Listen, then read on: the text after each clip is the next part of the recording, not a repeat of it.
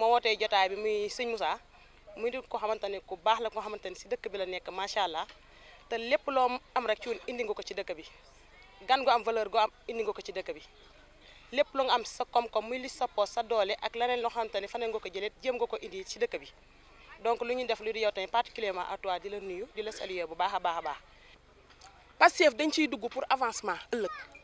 pour yokkute moo tax ñu dugg si waaye du xaalis gis nga tey jii bu ñu ñëwee tey jox la benn 300000 wala ñu jox la benn 400000 loo koy def da nga koy séddale lekk ko man li ma bëgg mooy luy dox chaque jour ngay jàkkaarloog moom di ko gis di ci liggéey muy génne bu dee financement sax moo gën. pour jeunesse dëkk bi yëpp li ñuy wax nag mooy politique moom bari na si dëkk bi yàgg na fee ñëw te Pastef man ba ma commencé dugg si politique jamono Ousmane Sonko laa commencé ren laa commencé siifut dama leen jàppe woon comme oto bi taxaw rek pousse rek mu dem ngeen gees ñu bàyyi ñu. beneen bi mooy ñun jeunesse dëkk bi benn bopp lañ te ñun suñu kàddu lañ am buñ ko xasee ba joxe nañ ko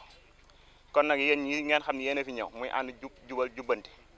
kon ngir yàlla ñoo ngi leen di wax leen li ngeen xam ne digg joxe wax ngeen ko fi te diggoo ko fi ngeen sàmm ko ba bu ngeen demee ba la ngeen bëgg fa la ngeen am ko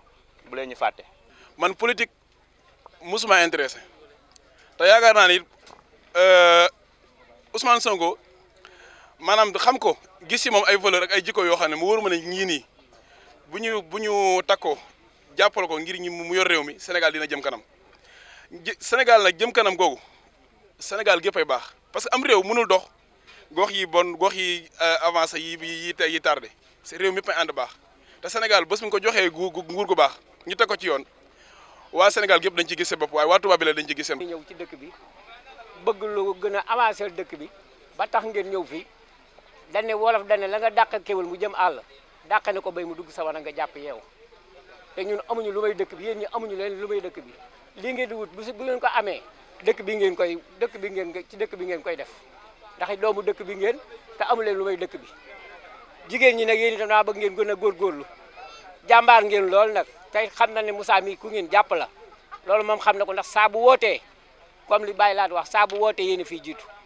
mos sa woote mukk te mboolem ñi nga xay yéen a jigéen ñi seen teewaay du fi nekk kon nag li nga xamante ni bii moom mooy seen métit di seen njàmbat Moussa dégg nga ko loo ci man na nga ko daw Moussa moom baatam ca raay ba ndax lépp lu mën a am mi ngi koy daw ci dëkk bi. wax ni Moussa doomu Belel la boo xam ni am nañ ci moom fierté trop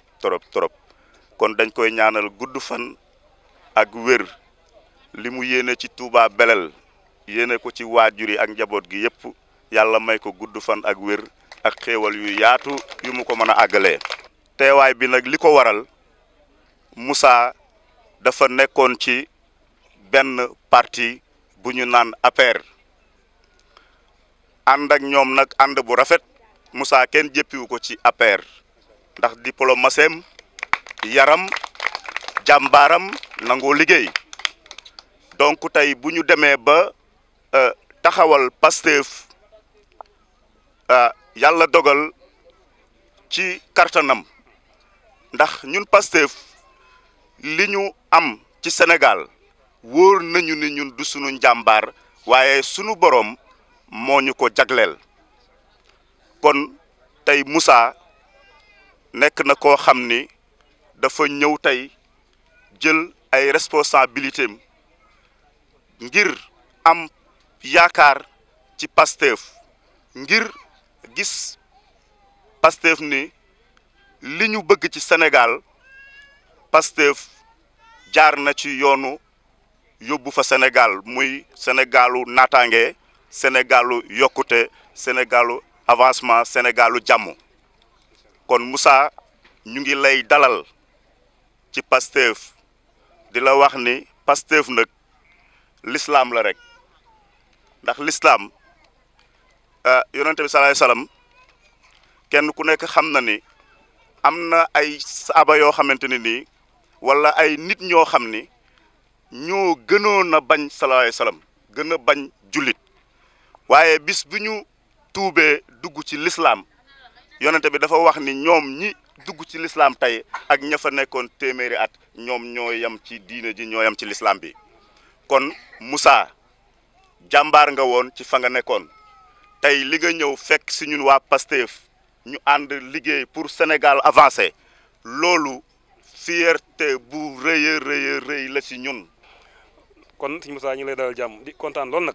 ndax yow moom da ngay jàmbaar ni ma ko waxee léegi rek am la moo gën ñàkk la ndax ñun dañoo am yéene ci dëkk bi ñun mosuñoo def politique comme ni ko ñi Baye Lat Diop mi waxee léegi ak Baye Serigne ñun mosuñoo def politique amuñu woon yéene yi def ko waaye yàlla dafa dogal dañoo bëgg Touba Belel trop ndax Touba Belel moom laay wax ci beneen ponk bi ci beneen ponk bi ma bëggoon wax dañ fay juddoo yaroo fi màgge fi ni ma fi toogee nii en tant que teewal suñu Cheikh Thioro ak waa Pastef noonu laa fi toogaatee it nekk en tant que doomi Touba Belel war a kaasal Touba Belel comme ni ko Moussa mi di defee ñaari position yëpp laa taxawee moo tax damay sawar lool ci ànd ak ku mel ne yow mii ndax yow moom li ñu boole daa bëri yaakaar naa li ñu boole jurul wax ndax fii ñëpp xam nañ ko Baye Abdou Diouf bëkk dem bi ñu ko nuyoo rek lu ñu njëkk a wax mooy ah yéen da ngeen àndi war ngeen ànd kon loolu wax ko sax daanaka amul solo wax ne yow sama waajur mooy sa waajur mooy sa lépp ñu bokk màggandoo yarandoo defandoo lépp kon yaakaar naa bi ñu yàlla demee boole waat ci ñu am yéene defar Touba Belel loolu lay doon loo xamante ni bii wax dëgg yàlla am nañ yaakaar ne kon Touba Belel suñu borom mën na cee man liñ ci yéene ji ñu ci am suñu borom mën na ko àggale